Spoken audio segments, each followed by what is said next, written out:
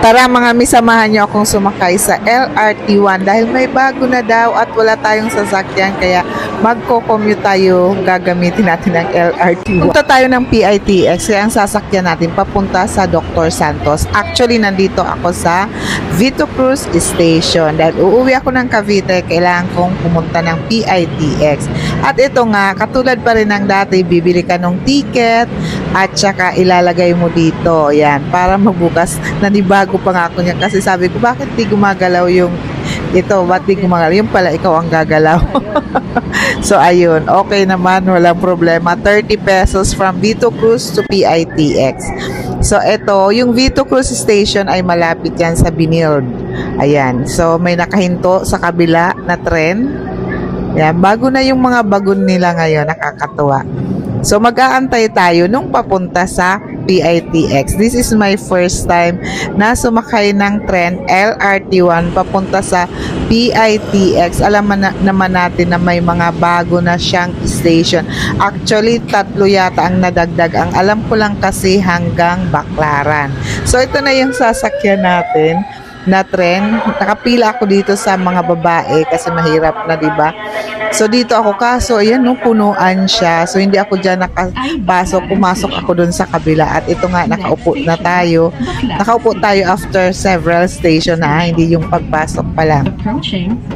So, ayan, tinatansya ko kasi ang alam ko lang talaga hanggang Baclaran.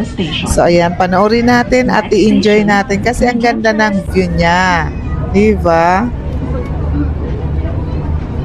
Paparating na sa Redemptorist Asiana Station. Actually, pagdating sa Baclaran, akala ko susunod ng PITX. Hindi pa pala. May Redemptorist Asiana pa pala na station. Hindi ko yun alam. Mabuti tinanong ko yung katabi ko. Sabi ko, PITX na po bang susunod? Sabi niya, ay hindi pa. Meron pa. At meron pa nga tinatawag na Mia Road. O, diba? At sabi na, ito, nasa Mia na. Sabi naman ng ni girl, sasabihin ng amam po pag PITX. O, diba? So, ayun na nga.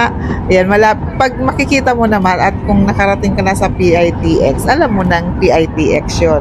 So, ayan, diba? Maraming mga buses na kasi nandyan na lahat ng bus papunta ng iba't ibang probinsya. Katulad ko, papunta ako ng Cavite. Ayan, pagbaba mo, ang dami-daming pasahero. Pero okay lang. At itong yellow na to, para to sa may mga blinds. Ayan, sa mga may kapansanan. Ayan, may paakyat dyan kung gusto mo dun ka sa kabila, bababa. Ako naman, papunta dito sa left. Kasi parang nasa second floor ka yata and then bababa ka. Pero tignan nyo naman ang tao, ang dami. O, diba? So, ayan, may scanner pa rin. Ay, ang ganda naman. Ang ganda na pala ng PITX station. This is my first time. So, ayan, sumusunod lang ako sa agos ng tao para alam ko at hindi ako mawawala. O, diba? Ganon ang technique, guys. At ayan, bakante, pero huwag kang pupunta dyan kasi hindi yan dyan. May mga massage pa siya. O, papunta ka na doon sa PITX. May arrow naman. So, ayan, yun na nga, bababa ka pala sa baba.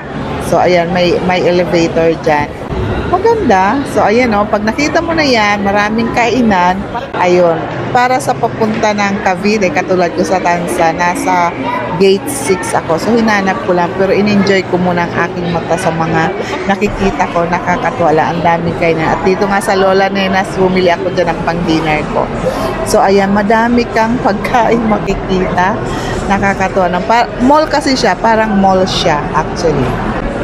So, hindi ka maiinip kung mag-aantay ka ng bus sa sasakyan mo. Yun lang. Bye!